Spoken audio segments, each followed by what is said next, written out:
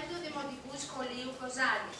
Ξεκίνησε μαθήματα κιθάρας στο Δημοτικό Δίο Κοζάνης τον Οκτώβριο του 2013. Κάνει προπονήσεις στο τένις κλαμπ Κοζάνης και του αρέσει επίσης το ποδόσφαιρο. Αγαπάει την αρχαία ελληνική μυθολογία και τα ηλεκτρονικά παιχνίδια.